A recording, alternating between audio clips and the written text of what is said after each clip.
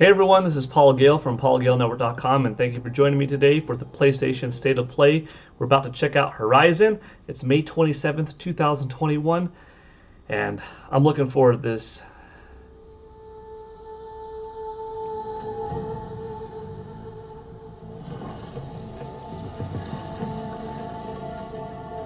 Horizon Forbidden West. You know, the first one came out in 2017, 4 fast years ago, and was a really solid new IP. Not actual gameplay, but this is captured in engine from PS5. Alright. Hopefully we also see some actual gameplay footage. But even if not, I guess we'll get a decent look at what this game's graphics are capable of producing.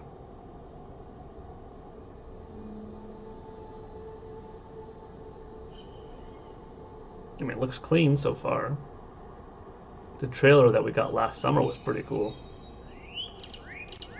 Yeah, I mentioned previously in Video Game News with PGN that, you know, this game and The Legend of Zelda Breath of the Wild came out close enough to one another that if we see the battle between Forbidden and Breath of the Wild's successor this fall, that would be pretty exciting.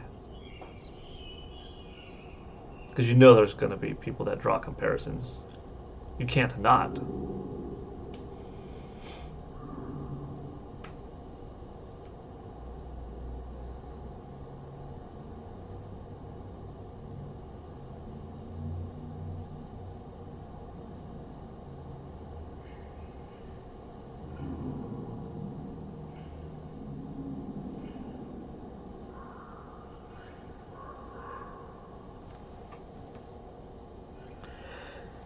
This countdown trailer, 4 minutes, 58 seconds and counting.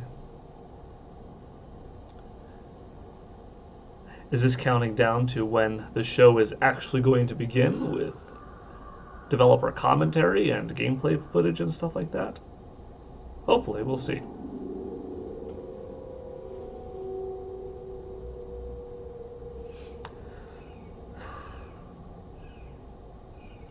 But yeah, I know one of the concerns that a lot of people have is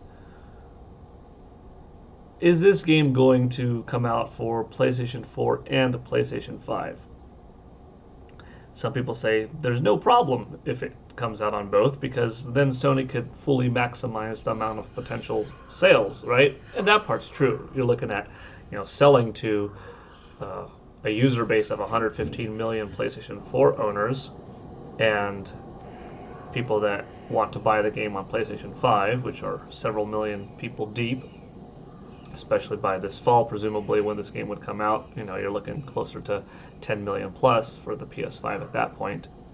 But when you do that, you have to develop the game. If you're not building two completely different SKUs, you're probably developing one game and then, you know, going up or down on the graphical performance, the size and the scope, details, resolution, frame rate, polygon models, shadow, lighting, etc. And, you know, you're just scaling it from the lowest PS4 to PS4 Pro to PlayStation 5. And since you have to build the game with the lowest powered console in mind, what that does is, unfortunately, mean that the game won't be able to fully realize what the artists had in mind in taking complete advantage of the PlayStation 5 hardware. The PS5 is considerably more powerful than the PS4 Pro or the PS4, right? If they made the game completely with the PlayStation 5 in mind, they could say, all right, this is how many teraflops we have to work with. This is how many gigs of RAM we have to work with. This is what the PS5's SSD is capable of. This is our full vision for this full world, new gameplay mechanics, size and scope, geometry, how big we want the world to be, how rich we want the AI to be, things that aren't so easily just scalable between different models, right? Um, it's that which you would have in mind, unlocking the full artist, developer, the creator potential. That's going to, give you the biggest, most impressive Horizon game, and any game for that matter, developing it solely for new hardware. As much as some people want to say, it won't be limited if it's also on PS4, it will be. And that goes for anything.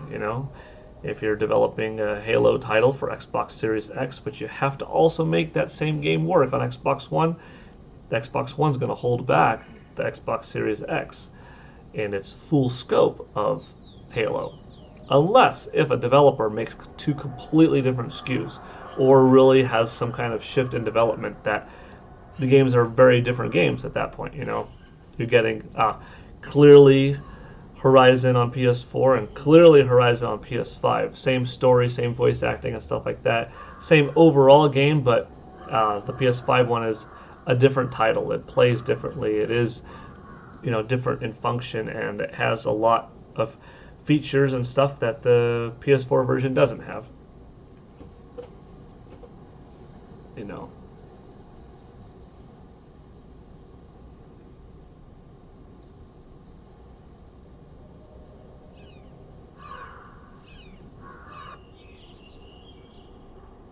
This is a loop back to the beginning.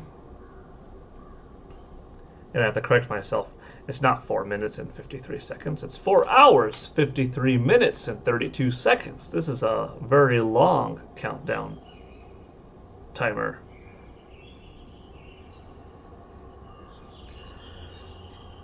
Well, we're not going to stream for 4+ hours looking at just this. But we'll continue to talk in the meantime. Are you excited for the game? Let me know in the comments.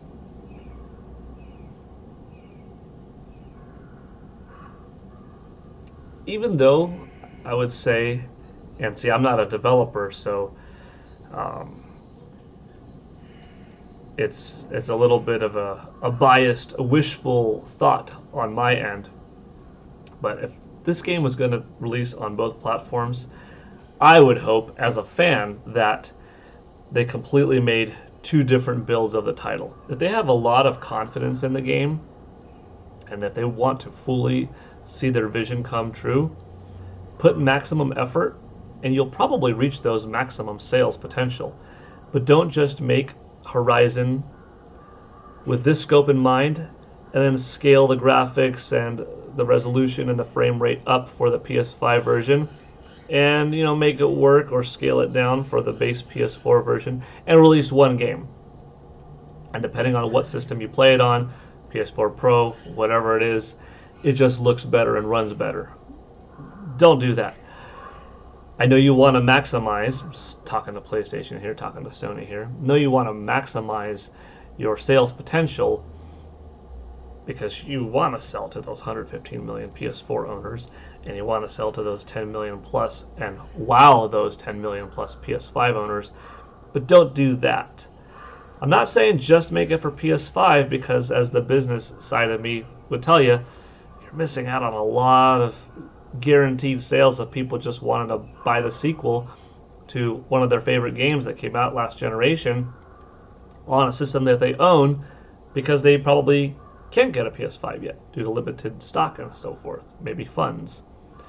So I'd say if you have a lot of faith in this game, make two versions. And like I said, I'm not a developer, so I can't tell you just how much of an effort that is, how great of a task that is for, a team of a couple hundred men and women working together to build two different models. But I'm not saying make the story different, nothing like that. No. Story's same, the groundwork the same, the voice actors, voice actresses, all doing their thing. The boss battles, the characters, the NPCs, the overall world the same. You can use a lot of the same assets, but from the core, from the development side of things, building the worlds, the architecture, the sophistication of the weapons, the combat, the AI intelligence, how they interact. What else can the game do? Visually, hardware, lighting, ray tracing stuff, things that just aren't the easiest to scale. Divert the team, spend more money, spend more resources, have more people involved, and make 2 different games.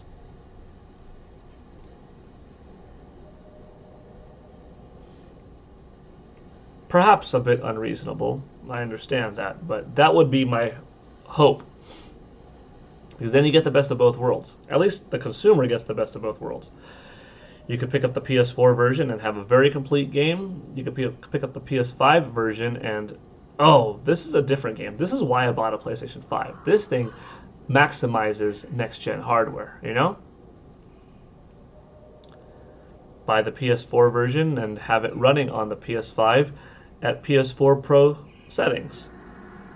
Since they are technically 2 different SKUs, instead of having to buy 2 versions, like let's say you wanted to experience the game with 2 different trains of thought in mind of what the developers pulled off, what they were able to achieve on the PS4 and on the PS5 of this game, right?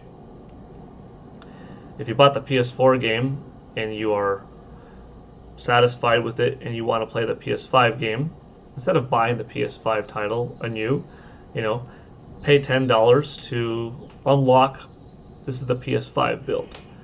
And you understanding that you have 2 different save files on the system. They are 2 different games. You're largely experiencing the same story and the same terrain and whatnot, but there's a clear difference in visuals and overall sophistication of the title at hand when you're upgrading to the PS5 version. That would be a fair compromise, I think. Gamers wouldn't feel like, oh, I'm just paying $10 to get better graphics and a better frame rate. No, you're only paying $10 to get a whole other game. Ooh, that's kind of compelling. It looks like this is just going to be a look at